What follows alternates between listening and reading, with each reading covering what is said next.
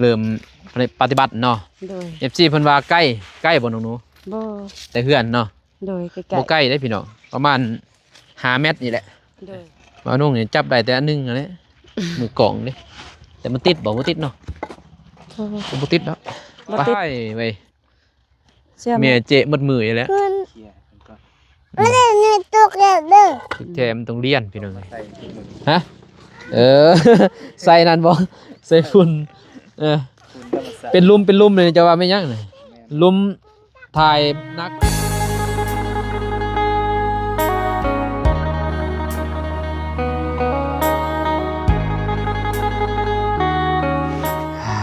พี่น้องเนาะเอ้าเปิดภาพมาบ้านนี้นงเล็งพี่น้องเนาะกองลูกหลากแล้วบ้านนี้ฝนว้าเถอะของน้ำน้องนู้พี่น้องเริ่มปฏิบัติพี่น้องนี่เริ่มสีเฮ็ดเรียบร้อยแล้วทางสร้างเพิ่นกาเกียมพี่น้องเนาะตอนนั้นกาซื้อ พอดี5 ปอกพี่น้องเพราะมันสูงพอดีงามทำนี่ใส่พอดีงามเลยพี่น้องตอนนั้นก็ใส่ทอเอาทอตัวนี้มาใส่นี่พี่น้องซุปเขาเพราะว่าเฮ็ดซองห้องห้องถ่ายห้องนึงห้องอาบน้ำห้องนึงพี่น้องเนาะก่อนเมื่อกราบทักทายสบายดีสวัสดีเด้อพ่อแม่พี่น้องเมื่อสุขคนกันยินดีต้อนรับเข้าสู่2บ่าวนุ่งพี่น้องเนาะFC เพิ่นคอมเมนต์มาเพิ่นว่าโอ้บ่าวนุ่งคือว่าใกล้แท้บ่ได้ใกล้เด้อพี่น้องเด้อห้องน้ำนี่ใกล้ๆนี่พี่น้องเนาะน้องนูเพิ่นก็ว้าดุเลยว่างได้เว้ยตัวน้อยก็จมชิ้นตัวใหญ่เป็นยังไงเนาะไม่สบายพ่อแม่พี่น้องดีเด้อบ่สุขคนโดยหอบคำพี่น้องเนาะโดยจ้ะเริ่มปฏิบัติเนาะโดย FC เพิ่นว่าใกล้บ่น้องหนูบ่แต่เฮือนเนาะโดยใกล้บ่ใกล้ได้พี่น้องประมาณ5 เมตรนี่แหละโดยจะนี้มา5 เมตรแต่ว่าเบิ่งในกล่องมันคือใกล้พี่น้องเนาะมันเป็นหมบส่งเล่มกล่องขยายนะแต่ว่าตอนหน้าไปกะเฮาบ่ฮู้อนาคตพี่เนาะคือน้องนูเพิ่นถ้าเฮ็ดไกลหลายกะบ่ทันเขาเจาะน้ำพี่น้องมันได้10 เมตรนะแต่บนเจาะน้ำหาห้องน้ำมันได้10 เมตรแค่นี้พี่อันสิยับไปมันใส่6-7 เมตรมันก็สิน้ำห้องน้ำมันไกลกันก็บ่ได้โดยโอ้จะเข้ากล้องอีบ่เพิ่นมาซอยพี่เอื้อยเพิ่นก็คักนะมาซอยคู่มือบัดนี้มื้ออื่นก็มาอีบ่ผู้ดีเพิ่นมาซอยคู่มือพี่เนาะโดยมันบ่ก็ยืดข่อยว่าตอนหน้าไปเฮาบ่ฮู้อนาคตเพิ่นจะเฮ็ดเฮือนได้บัดนี้มันก็ให้ไกลเด้พี่น้องโดยเพราะว่าหน้าทางบนหน้าบ้านน้อยๆนะเฮือนนี่ตรงนี้ยับมาพี่เพราะว่ามันแคบโพดหน้าบ้านเพราะว่ายับมานี่ล่ะปีนหน้าไปทางพูดแม่นบ่มันจังคักเฮือนโดยอันนี้มันสิกันเฮ็ดบ่นี่ก็บ่ได้แห่งใกล้บ้านอีกเว้ยตอนหน้าไปสิเฮือนขยายเฮือนให้ยากพี่เนาะอนาคตเพราะดินทางพุ่นก็ยังลายอยู่ไปพี่คนแล่ออกไปจ้ะยังอยู่ไปพี่คนเลยเน็บใส่นั่นเลยได้อยู่ยังไงเนาะใส่จักสอบใส่3 2พอดีแล้วใส่ยังลายลวงโอ้ 5 ปอกใส่5 สอบเต็มแต่ มันสิเต็มแต่นั่นได้พี่น้องเนาะบ่าวนุ่งนี่จับได้แต่อันนึงนั่นแหละมือกล่องเด้แต่มันติดบ่ติดเนาะบ่ติดแล้วบ่ติดมันสิกอมันสร้างเพิ่นก็ไว้แต่ได้พี่น้องเอ้ย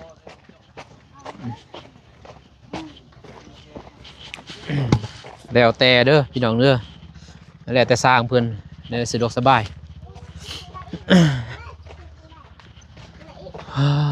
คนดินในลูกทรายกะดินมีหมู่ผู้หนึงลูกเอื้อยบ่แม่ถ้าเอื้อยเพิ่นบ่บอกก็บ่ฮู้เลยพี่น้องบ่นุ่งบ่ได้ฮู้เลยแต่ถือว่าสิ่งสำคัญคือคุมใจเอื้อยเพิ่นนั่นแหละบุญบอกเกินว่าพอดีเจ้าได้เพิ่นมีคนซอยพี่น้องโดยอันบ่นี่ก็บ่มีไผฮู้พี่เนาะน้องโนเพิ่น ทา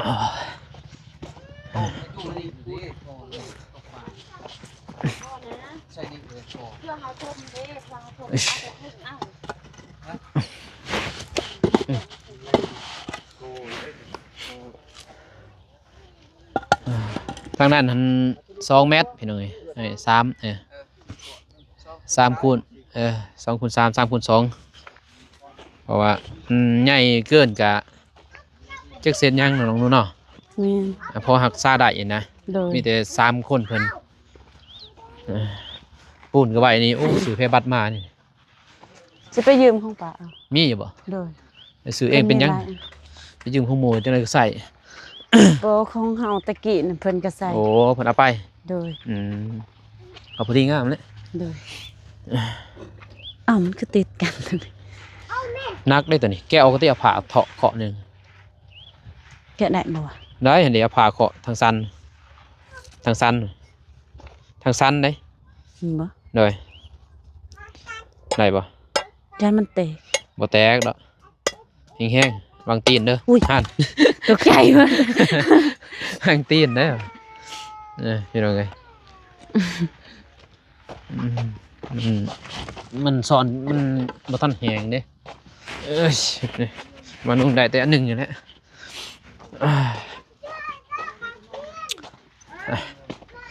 ซอยเนาะเพิ่นเล็กน้อยพี่น้องเอ้ยเนาะ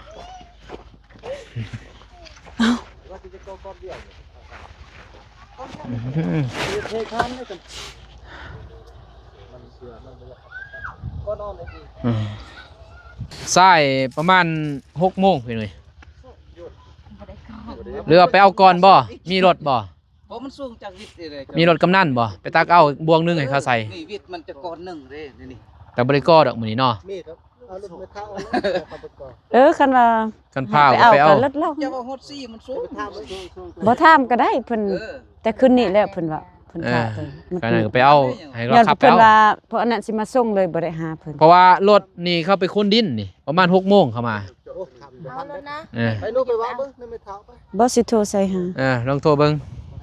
ไป เอ้า เบิ่งแม่ พี่น้องเอ้ย ปาก เรียบร้อยเช็ดปากในหั่นแดงหมดพี่น้องเอ้ย มันจะกินกับกินหมด เอ้ยกินน้ำแดงเออ เลือดบ่คือเลือดบ่ เห็นคือเลือดหรือบ่ย่านบ่ ย่านบ่ ม สบาย สร้าง ดี เพิ่น เลย เมื่อเลยพี่น้องเอ้ยเนาะเพราะว่าเฮทรายเนาะเฮทรายมันบ่ทันมานี่เพิ่นสิเฮ็ดหยังบ่ได้บัดนี้นี่ก็เลยว่าเพิ่นขุดไว้ซื่อพี่น้องเอ้ย ดัง มาคำทีนั้นเนาะ อืม เป็น จะขึ้นอยู่นี่ เออเลยส่งเครื่องทางอื่นนี่ จับ แหละ ให้ ถือว่ามีแต่นี่จังหน่อยเก็บเมียนดีๆเด้อ โดย มันยันลูกนั่นแหละโอ้เอาลงเด้อเว้ยน้องเมฆเอาล บ่ ง ขึ้น ยันเอาลงมา พอละ นิ่งลูกแล้วขึ้นลงอยู่นี่นักได้อย่าโจมตีเลยโอ้ยโหดอันตรายเลย หนัก เพราะว่าเพิ่นผ่าเอาพี่น้องเอ้ยเพิ่นผ่าเมื่อปะละเอียดเนี่ย เออ ไปดีตะกี้บ้าน บ่ หาตัวอี ไปไสรอดู หาตัวอี นะ จะฮู้บ่หยังน่ะอย่าจับของบ้านหาเด้ มันสดจะเด้อลงมาเอ้ย บ่ขึ้นหรอกแตกได้ ระวังนิบตีนจะเล็บออกได้ เล็บออกโอ้ยผู้ดีแล้วนี่เบิ่งน้องเมฆจมอืม เด้อเล็บออกเลือ เล็ ด บออกเลือดออกว้ายเว้ย เชื่อไหม เมียเจ๊หมดมืออยู่แล้ว คุณ เขียเป็นก่อน ไม่ได้ในตุกเลยเด้อ แถมต้องเรียนพี่น้องเอ้ย โลก เรียนไว้ดีเพิ่นก็เผาเนาะปุดปัดเพิ่นคือว่าเพิ่นเฮ็ดนี่บ่เกินนั่นเนาะ เด้อ บ่เกิน3 มื้อเขาย่าน แต่ก็ 4 คนเด้ โตโต 4 คน5 คนก็ไว้แน่อยู่ เด็ด อืม เด็ดเด็ดเด็ด มีแต่ว่ามื้ออื่นมื้อฮื้อเนาะมื้อฮื้อเราจะไปซื้อเนาะ เด้อ มื้อฮื้อจะไปซื้อ เด้อ ไปหาซื้อสังกะสีโรซิ่งแล้วก็อิหยังไม่วงกบเนาะวงประตูเนาะ2 ปองเอาย่างเอามันจังราคาถูกปองงบบ่มีพี่น้องเอ้ยถ้าสิเอาใหม่เนาะ นี่ก็บ่รู้ว่าสิพ่อจะบ่ว่ามันเสียซุยแฮงมัน บ่พ่อเรื่องพ่อก็บ่อยากพ่อแหละก็เฮายังบ่รู้แต่ว่าเฮาเฮ็ดไปก่อนตัวใดตัวใดบ่พ่อเฮาก็แจ้ง FC เพิ่น เล็กๆน้อยๆ อืม คนป่วยใส่ หาเบิ่งนั่นแหละ เพราะว่าทางน้องเพิ่นก็บ่มีเด้มีก็จำนวนหนึงเนาะบ่หลายหั้นนะมีอยู่แต่มันบ่หลายพี่เนาะที่เพิ่นทางอื่นเพิ่นซอยเนาะแต่เฮาก็บ่ได้เอาตัวนั้นนะถ้ามันจำเป็นแท้มันก็ต้องได้เอามาซอยเพิ่นซอยกับเพิ่นก็ได้เฮ็ดนี่คือเก่านะเพิ่นก็ได้ ใส่ ได้เพิ่นแบ่งเพิ่นใส่แน่นค่าใช้จ่ายนั่นนี่โอ้เจ็บเป็ดอีดูนเฮาบ่ฮู้เด้อนาคตก็เลยว่าใส่3ซอบบ่ได้ใส่ นี่3ศอก 3ซอบพอแล้ว3น้องเพิ่นซื้อมา5ซอบบ่5ซอบบ่ ซื้อมาสิ 4ซอบไว้ใส่หมด กับหา 4 อยู่ในเหือน มันเต็มก้อนเลยมันสิเต็มก้อนแม่นบ่ เด้อ ก็เลยบ่ได้ให้ใส่ไปได้ 2 เมตรปลาย 2 เมตรปลายก็ได้แล้วสำนองเพิ่นเนาะมันก็เป็นน้ำที่เฮาอาบเฮาก็เป็นลงมานี่ก็ได้ให้ใส่เนาะกาแฟแม่นบ่ อามา งามเลยแล้วนี่ แล้วมีกุ๊กมัน กันมันก็ฮดเนาะบัดนั้นเนาะไปพุ่นหวยบ่ก็สบายอยู่แล้วเนาะกินนาไปทางพุ่นซากอยู่บ่เพิ่นขุดนี่คือเส้นเล็กแล้วนี่เว้ย สร้างเพิ่น เป็นเอาเปียกมัน ตามเบิ่งบ่น้องเบิ่งบ่ซากพี่น้องแต่เบิ่งซื่อๆได้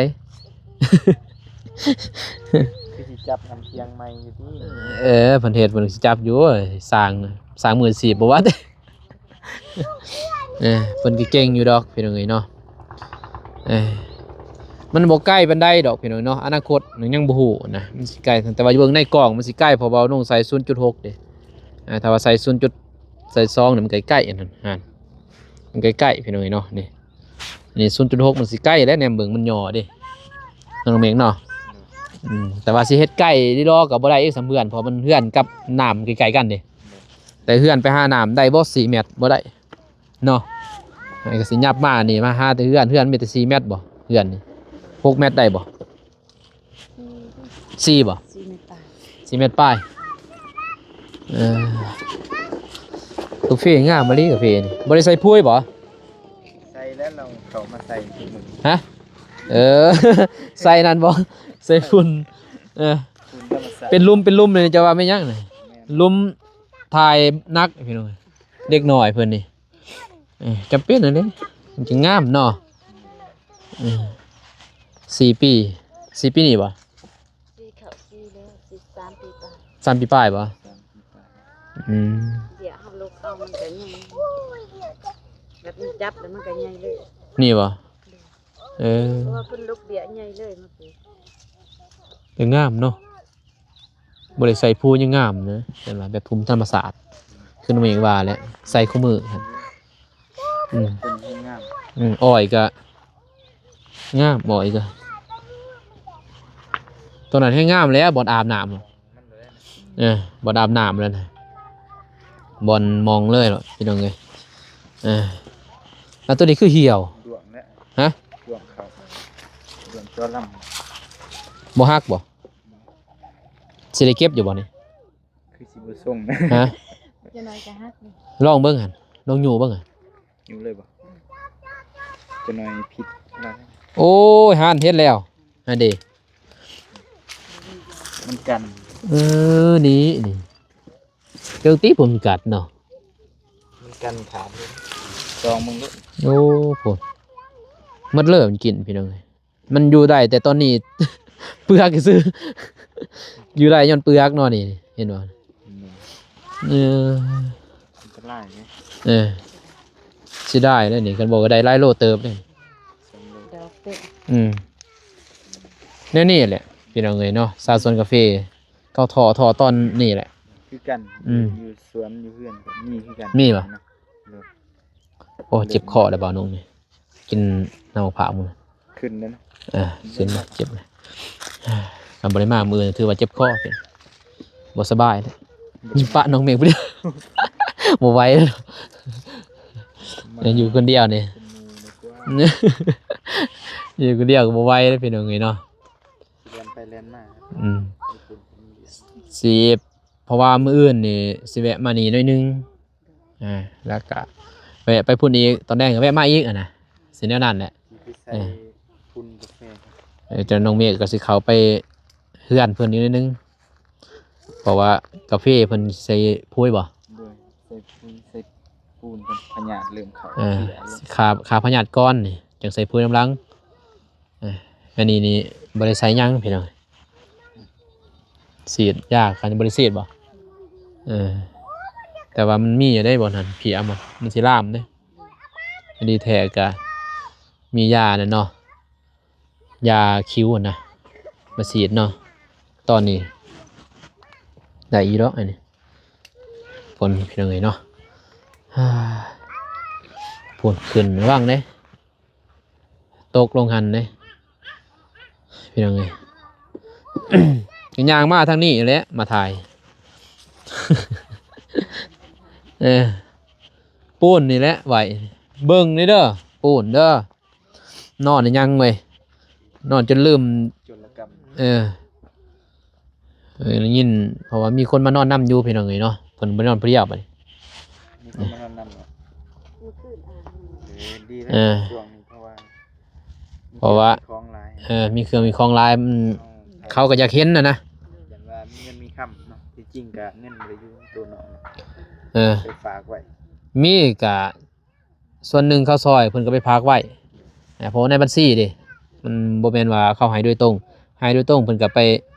เข้าบัญชีแล้วมันบ่มีเลยเนาะ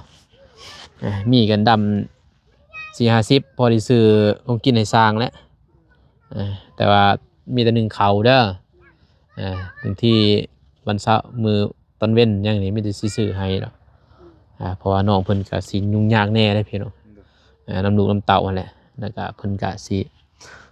เฮ็ดยากเฮ็ดกินเนาะแต่เฮ็ดกินให้ตัวเองยังยากเลยช่วงนี้ หลายอยู่ทั้งไข่มา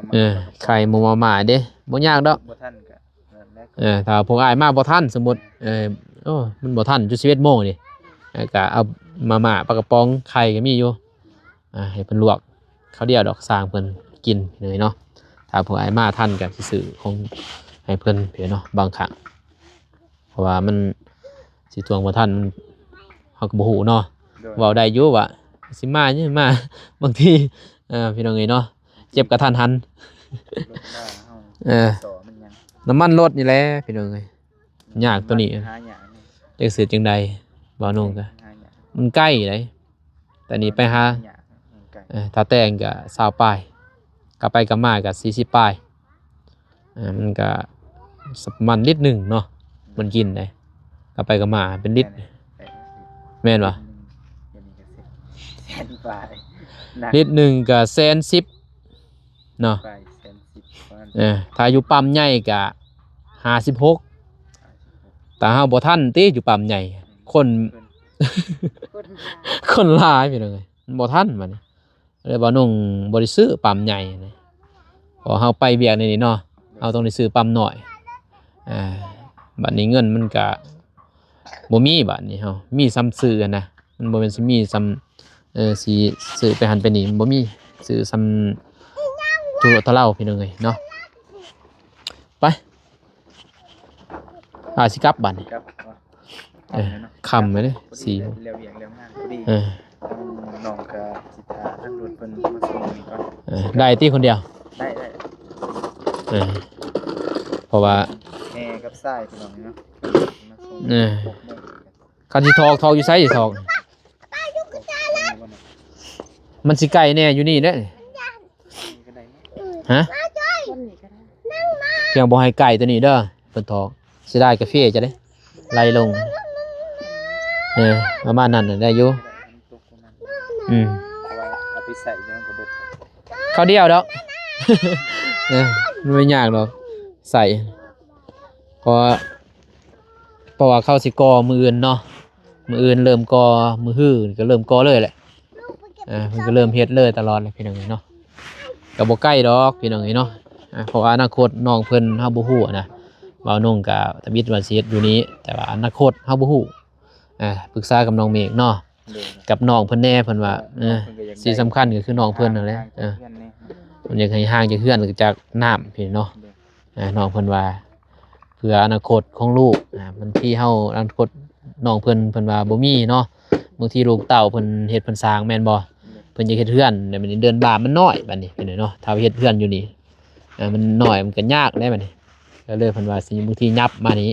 ก็ได้ใกล้กันแหละกับห้องน้ำก็บ่ใกล้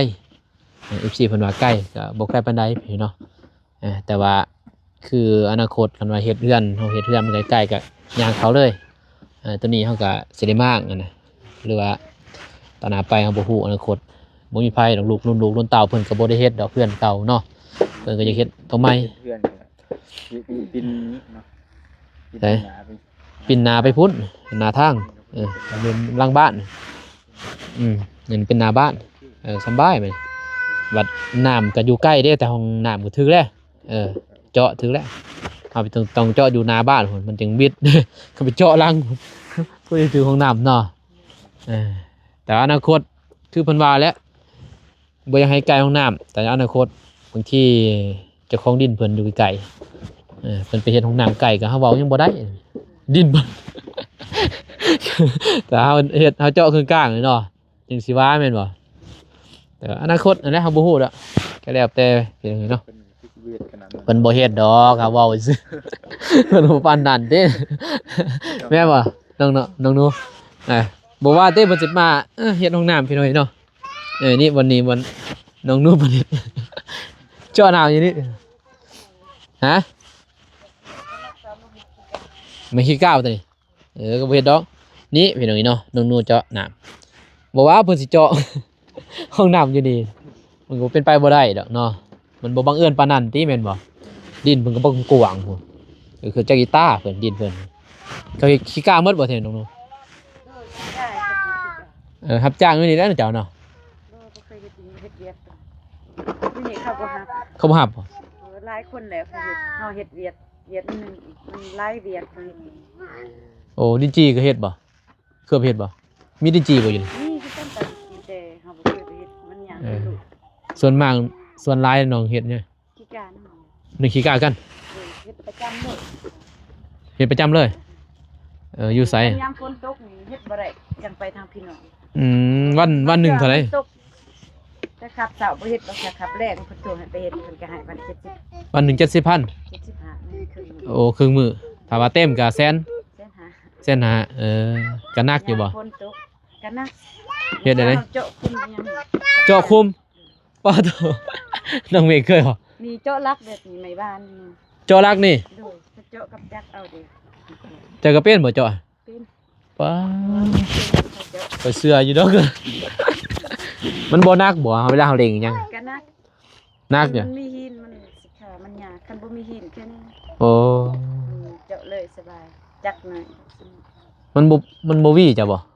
บ่คันเฮาครึ่ง เคยวี่บ่ บ่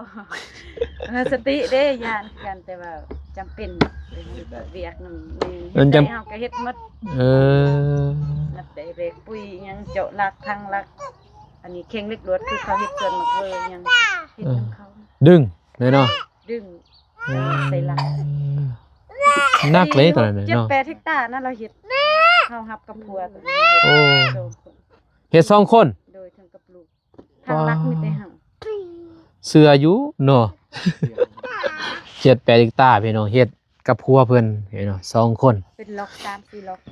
เป็นหลอก3-4หลอก7-8 ฮกตาร์เพิ่นให้เพิ่นเฮ็ดเพิ่นเมาบ่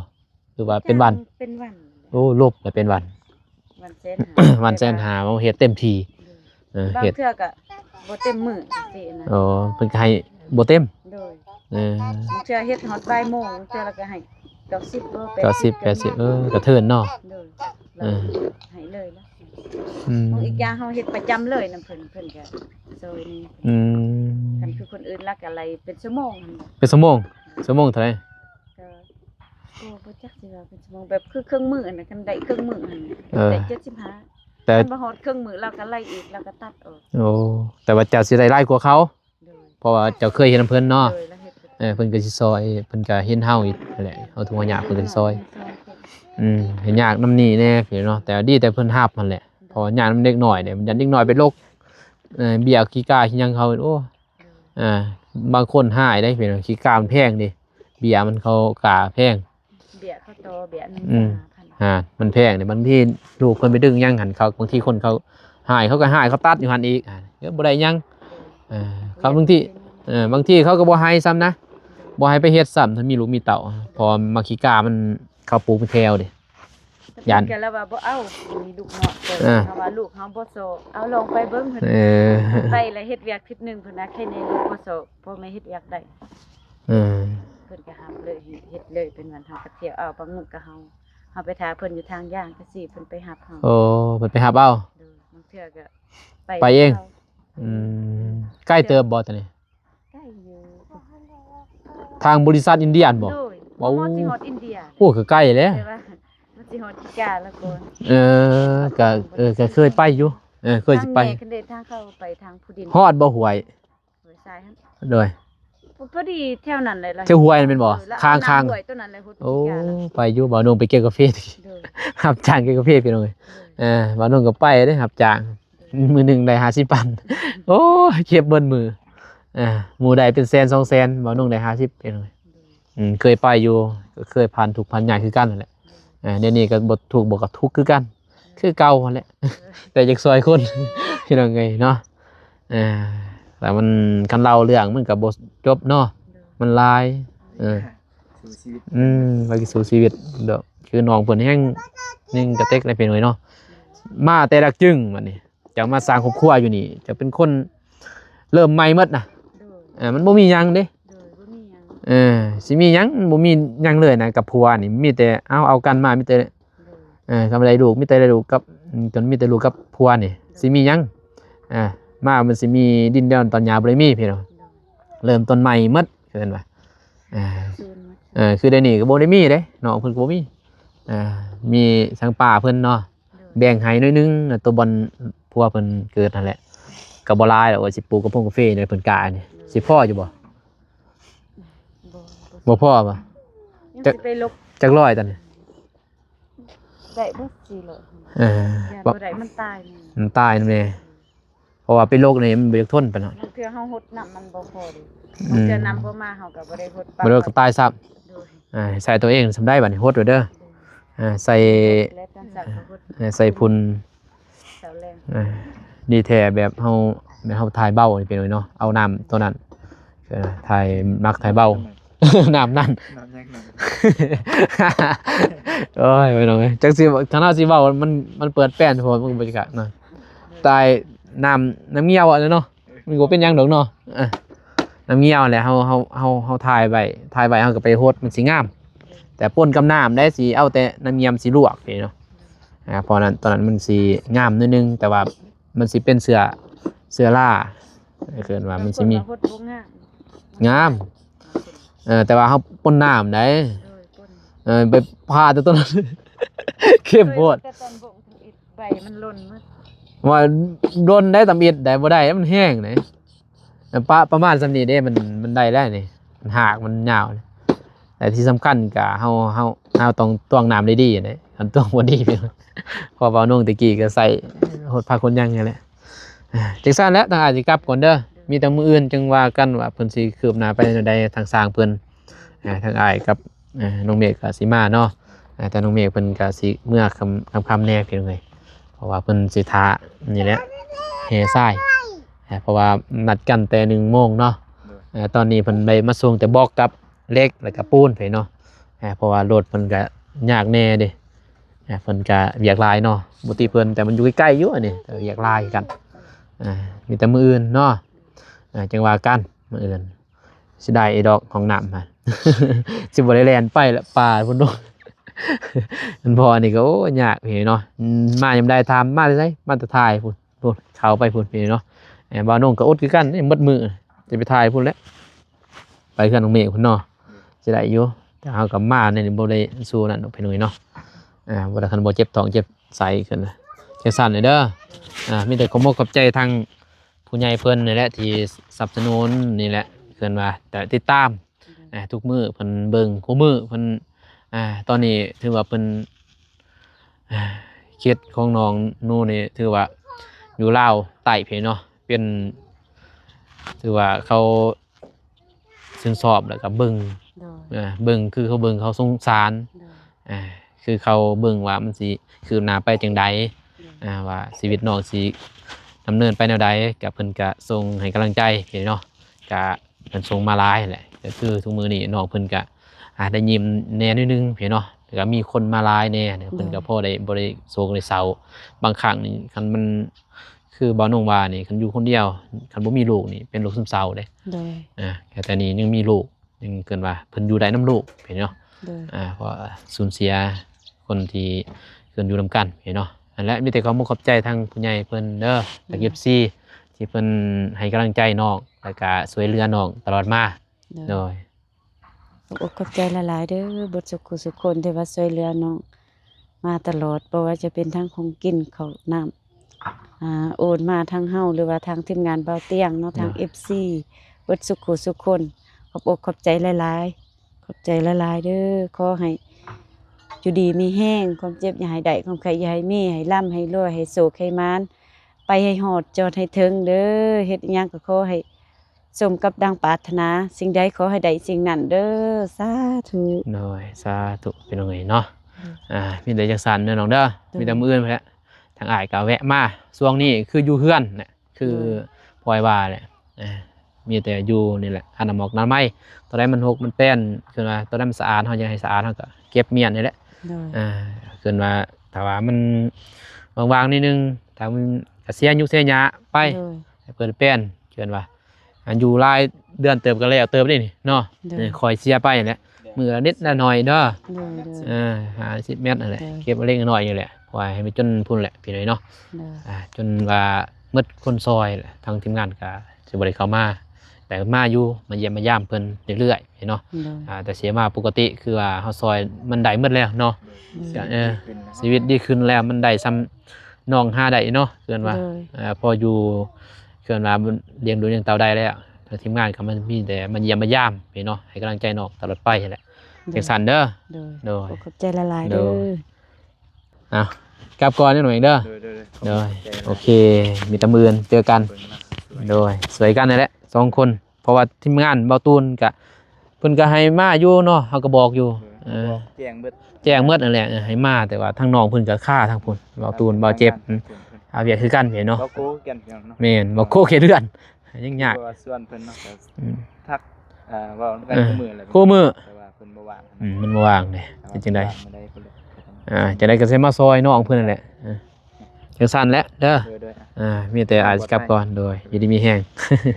ว่าน้องก็สิเดินทางกลับก่อนบัดนี้มีแต่ให้น้องเมฆเพิ่นทาดินทรายกำแพพี่เนาะว่าน้องก็สิเดินทางกลับบัดนี้มีแต่จังได๋ก็ขอบใจเนาะที่เขามาให้กำลังใจทางน้องนูเพิ่นเนาะทางครอบครัวก็ขอบใจหลายเด้อที่เขามาช่วยเหลือ